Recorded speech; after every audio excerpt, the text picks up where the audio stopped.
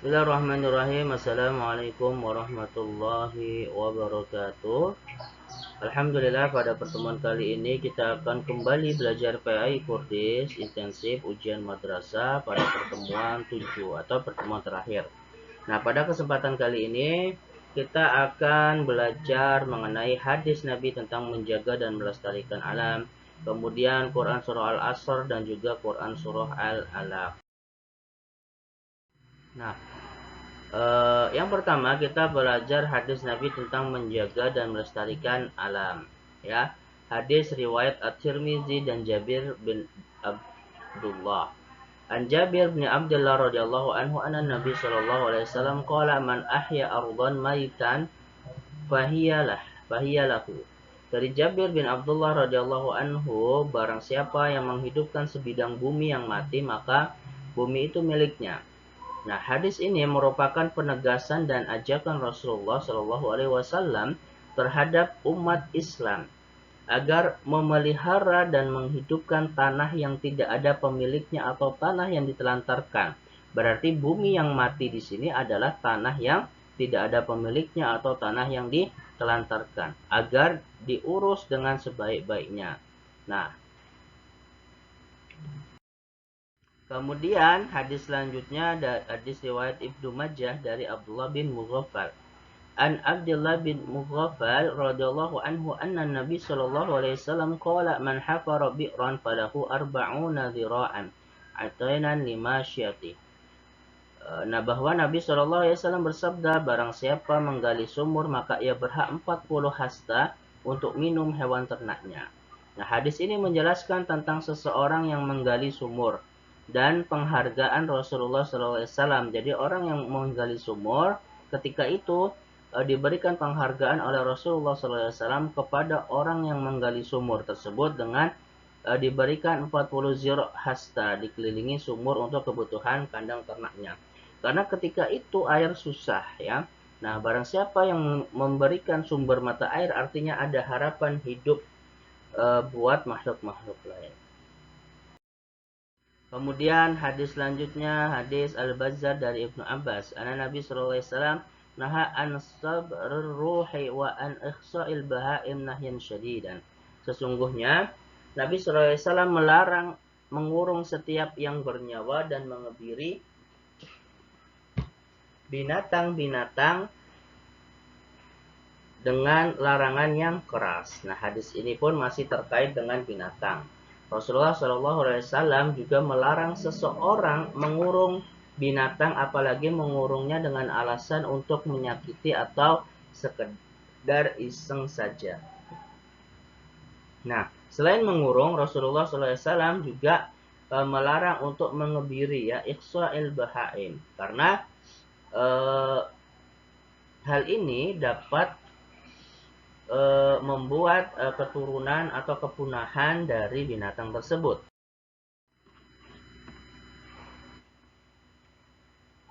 Nah, kita masuk ke dalam soalnya. Ya, Ahmad adalah siswa Madrasah Sanawi Al-Azhar. Kecintaannya pada lingkungan membuat ia menjadi sangat peduli terhadap tumbuhan yang ada di sekitarnya. Ketika mempelajari hadis tentang menjaga dan melestarikan lingkungan alam, ia bersama teman-temannya memperkasai untuk menanam pohon yang bermanfaat pada lahan kosong di madrasahnya. Nah, hasil tanaman tersebut selain bisa bermanfaat juga dapat memperkecil pemanasan global.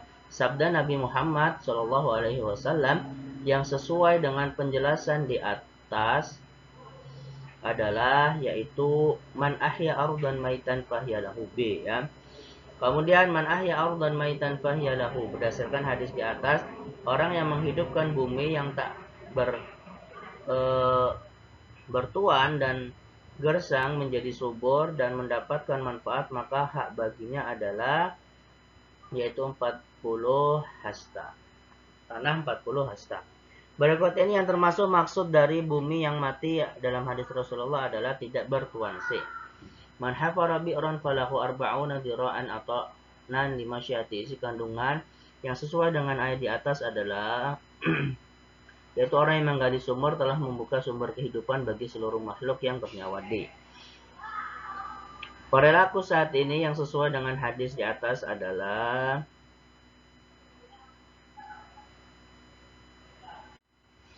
yaitu C ya, mengelola tanah sehingga menghasilkan tanaman yang bermanfaat.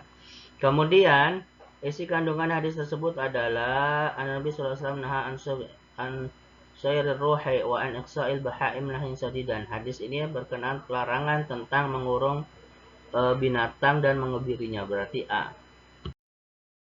Nah, kemudian kita masuk ke dalam Quran surah Al-Alaq. Nah, Quran surah Al-Asr dan Al-Alaq. Quran surah Al-Asr.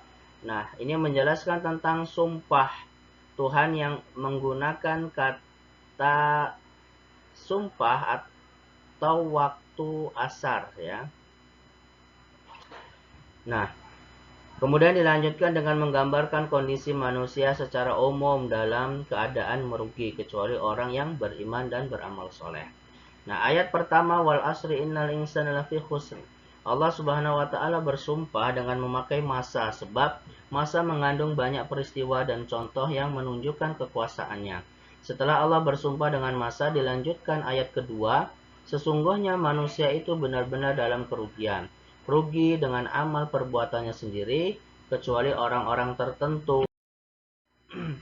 Nah, pada ayat ketiga illal ladzina amanu wa amilus solihati wa tawassaw bil haqqi wa tawassaw bis sabr. Maka yang tidak akan merasakan kerugian dalam masa hanyalah orang-orang yang beriman.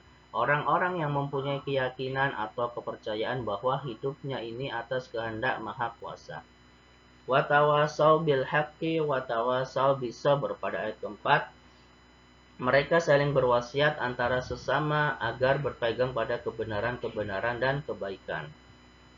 Kemudian, mereka saling mewasiatkan antara sesama kepada kesabaran dan mengendalikan diri untuk tidak berbuat maksiat, yang biasanya disenangi manusia yang nalurinya senang terhadap hal-hal seperti itu.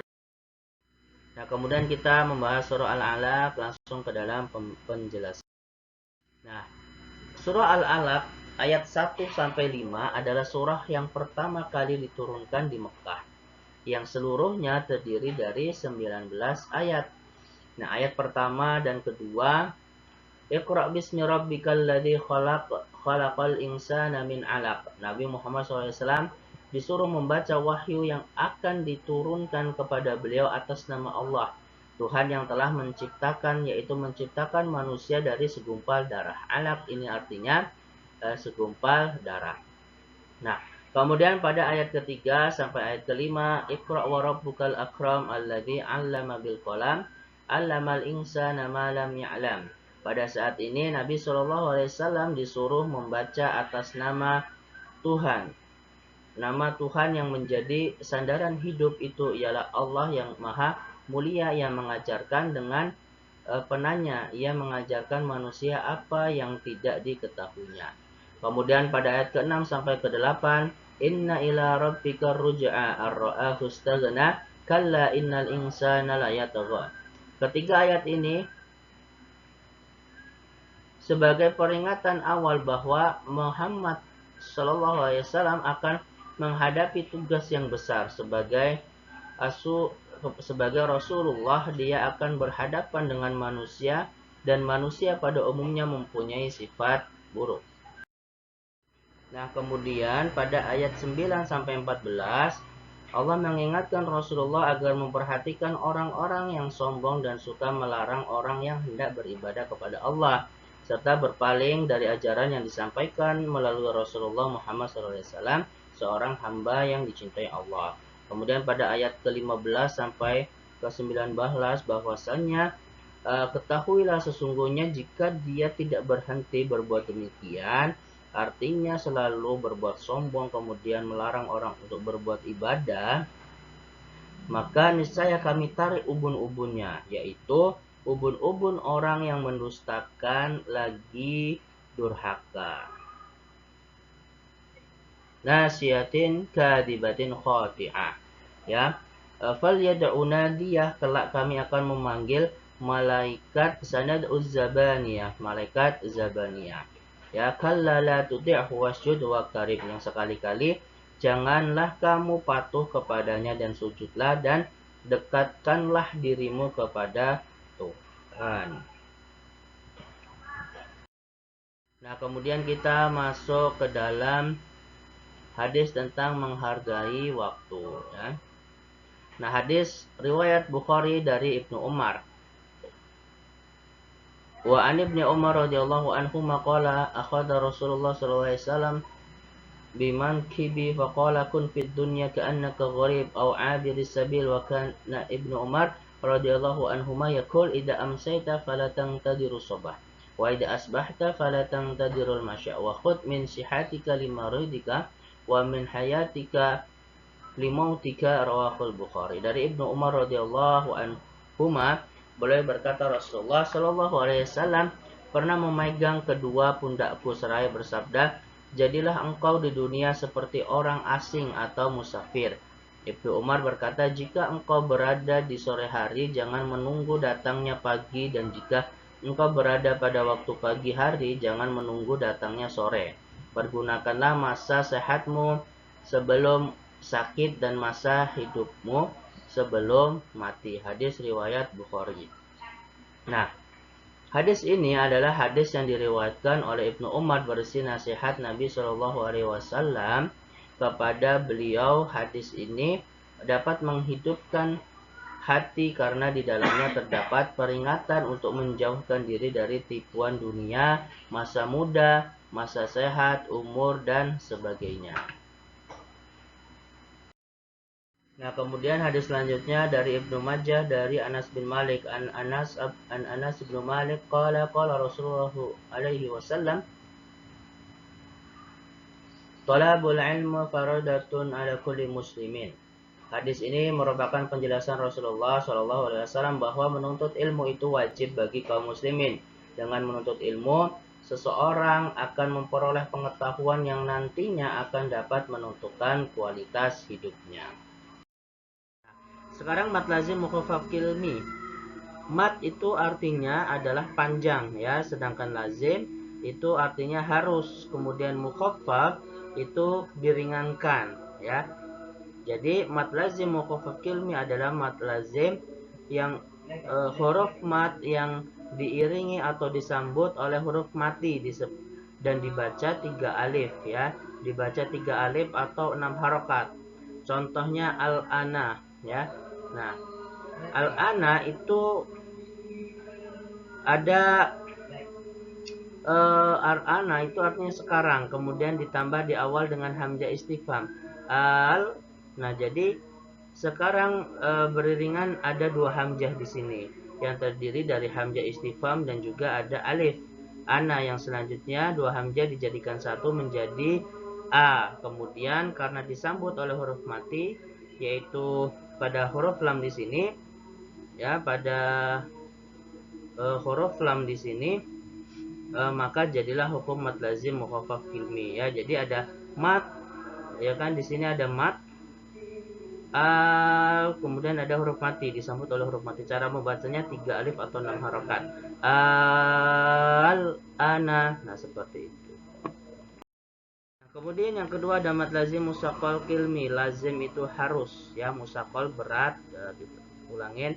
Jadi mat lazim musaqqal kilmi adalah apabila ada mat tabi'i bertemu dengan huruf bertasydid dalam satu kata. Cara bacanya ada 3 alif. Jadi seperti ini contohnya. Waladdallin. Di sini ada mat tabi'i lam, ada alif sebelumnya berharakat fathah kemudian bertemu dengan tasydid. Waladdallin. Al-haqqah, ya. Ada alif mati sebelumnya fathah bertemu huruf tasydid, maka dibacanya diberatkan al-haqqah, haqqah, sepanjang 6 harokat. Kemudian yang selanjutnya ada mat lazim mukhaffaf harfi. Apabila ada huruf, salah satu huruf dari ini yang tersusun dari kata hayun tahuruf, ha, ya, ra, ha, ra, di dalam fawatihus suwar. Fawatihus suwar itu awal-awal surah. Di awal-awal surah kalau ada kata-kata ini maka disebut dengan manazib mukhaffaf harfi. Contohnya toha, maka to di sini dan ha kan ada nih di antara salah satu huruf ini, maka disebut mad lazim harfi, ya, mad lazim mukhaffaf harfi. Kemudian contohnya yasin, maka mana ini yang disebut dengan mad lazim mukhaffaf harfi? Maka ya-nya, karena ada salah satu huruf ya di sini, ya. Oke, kita lanjut pembahasan mad lazim musaqqal harfi. Nah, jadi mad lazim musaqqal harfi adalah mad dengan 3 alif atau 6 harokat ketika membaca huruf naqasa asalukum, ya. Naqasa asalukum di dalam Fawaatihus Suwar. Tadi Ustaz jelaskan Fawaatihus Suwar itu yaitu awal pembuka surah, di awal-awal ayat, ya. Nah, contohnya yaitu ada tasin, ya kan? Tasin. Maka mana ini yang menjadi huruf mad lazim musaqqal harfi? Yaitu sinnya. Kemudian ada kaf, ha, ya, ain, sod. Ini mana? Yaitu huruf kaf, kemudian huruf ain, dan juga huruf sod. Nah, ini termasuk ke dalam mad lazim musaqqal harfi. Maka bacanya 3 alif atau 6 harokat, ya. Bila ada tasydid, maka membacanya huruf diidghamkan kepada huruf yang berada di hadapannya. Contohnya di sini alif lam, nah diidghamkan lam mim, seperti itu. Alhamdulillah, pada pertemuan kali ini, pertemuan terakhir telah kita selesaikan pembahasannya. Saya akhiri, assalamualaikum warahmatullahi wabarakatuh.